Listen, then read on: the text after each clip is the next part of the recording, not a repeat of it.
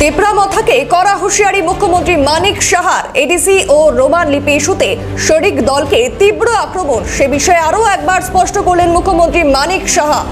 ADC ও village কমিটির vote এবং ককবরক ভাষার স্ক্রিপ্ট ইস্যুর নাম না করে তেপরামথা সুপ্রিমোকে তুলোধোনা মানিক সাহার। রাজ্যের জনজাতি মানুষকে ভুল বুঝিয়ে বিভ্রান্ত করার চেষ্টা হচ্ছে। ত্রিপুরায় রাজতন্ত্র শেষ, এখন চলছে গণতন্ত্র। এডিসি ভিলেজ কমিটি নির্বাচন ইস্যুতে মথা নেতৃত্বের সমালোচনা, সুপ্রিম কোর্টে মামলা দায়ের করে জয়ী হওয়ার যে দাবি করা হচ্ছে তাকেও তিনি ভিত্তিহীন বলে উড়িয়ে দেন মুখ্যমন্ত্রী মানিক সাহা। ককবরক ভাষার লিপি বিতর্ক নিয়ে অবস্থানের কথা পুনর্ব্যক্ত করেন মানিক সাহার সুরে সুর মিলিয়ে মাথাকে বিঁধলেন বিপিন দেববর্মাও। বিজেপি প্রদেশ সাধারণ সম্পাদক বিপিন দেববর্মা বর্তমানে রাজ্যে থানসা বা ঐক্যের কথা অনেকেই বলেছেন। এই সমস্ত বিষয় নিয়ে আরো বিস্তারিত জানবো। টেলিফোন লাইনে রয়েছে প্রতিনিধি দেবাশিস বসু। দেবাশিস, তেপরামথাকে কড়া হুঁশিয়ারি মুখ্যমন্ত্রী মানিক সাহার, কি জানা যাচ্ছে?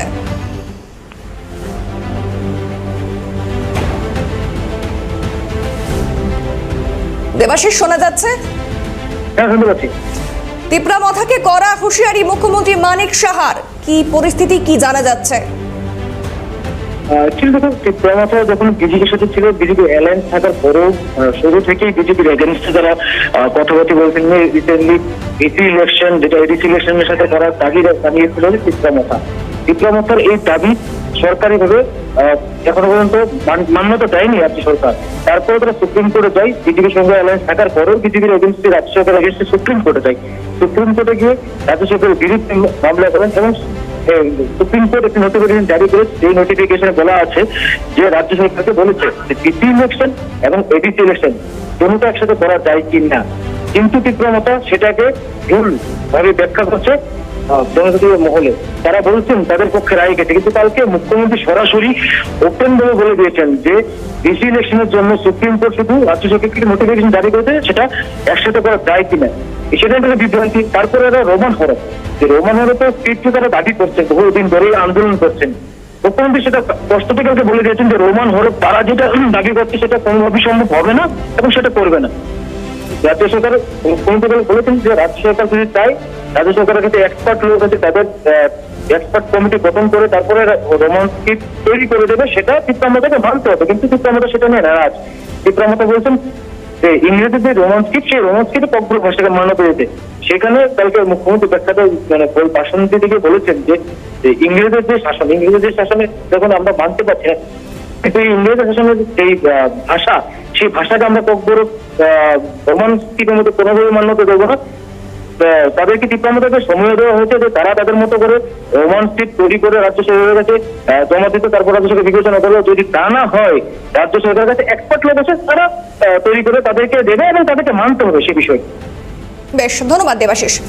এ বিষয়ে মুখ্যমন্ত্রী মানিক সাহা, বিপিন দেববর্মা বিজেপি প্রদেশ সাধারণ সম্পাদক কি বলছেন শুনবো। আমি জানি এই বুঝতে না দেওয়ার পিছনে অনেক ধরনের কলকাঠি নাড়ে বিভ্রান্ত করার চেষ্টা করে। অনেক সময় এক সময় স্ক্রিপ্টের বিষয় নিয়ে চলে আসে, এক সময় দখল নিয়ে চলে আসে, যে আমাদের এডিসির যে বিসি দখল করছে, এসব মিথ্যাচার নিয়ে মানুষকে বিভ্রান্ত করার চেষ্টা করে। একবার আর্থিক যে প্রবঞ্চনা সরকারের তরফ থেকে, সেইগুলো নিয়ে চলে আসে। সুপ্রিম কোর্টে গিয়ে ওনারা সেখানে কেস করেছে, কিন্তু এমন একটা ভাব যে জিতে গেছে। আরে জিতুক না, ভালো তো, আমরা তো রেডি আছি ইলেকশন করার জন্য। কিন্তু আসল ঘটনা তো এরকম না। আমরা এডিসি ইলেকশনের সাথে বিসি ইলেকশন করা যাবে কিনা তার জন্য আমাদের স্টেট গভর্নমেন্টকে একটা নোটিশ দিয়েছে, বাস। এটা 26 তারিখ তার এনলিস্টেড হয়েছে, আর এটাকে নিয়ে বগল দাবাচ্ছে, বগল খুব বাজাচ্ছে। তো আমাদের রাজ্যের মাননীয় মুখ্যমন্ত্রীও তো অলরেডি থানসার কথা উনি বলেছেন। থানসা তো প্রকৃতভাবে যদি দেখতে যাই, আমরা তো কোনো সময় কাউকে ধর্মীয়গতভাবে বা আমাদের কোনো কমিউনিটি বা সম্প্রদায়ভাবে আমরা তো কোনো সময় কথা বলিনি। থানচা তো আমরা প্রকৃতি থানচা। ভারতীয় জনতা পার্টির মধ্যে জাতি আছে, জনজাতি আছে, মুসলিম আছে, মাইনরিটি আছে, হিন্দু আছে, খ্রিস্টান আছে, জৈন আছে, সকল অংশের মানুষ, সেখানে মণিপুরি হোক বা ত্রিপুরী হোক, দেববর্মা হোক, সবই সকল অংশের মানুষই তো এই ভারতীয় জনতা পার্টির মধ্যে আছে। তো প্রকৃতভাবে তো থানচা আমরা। তো এই থানচা, হ্যাঁ, আমরা অবশ্যই এই রেজাল্টের পরে কে কার কোন অবস্থান কোন জায়গায় থাকবে সেটা নির্ধারণ করবে। কারণ আমরা জানি ভারতীয় জনতা পার্টির এখনও সরকার গড়ার ক্ষমতা আছে। সরকার আমাদের এস্টাবলিশ করার জন্য যা যা আমাদের সাংগঠনিকভাবে করা দরকার সেটা আমরা অলরেডি করতেছি এবং আগামী দিনে আমরা করে যাব। এবং সেটা আমার আত্মবিশ্বাস যে 100% ভারতীয় জনতা পার্টির সরকার আগামী এই 2026 নির্বাচনে সরকার বসবে।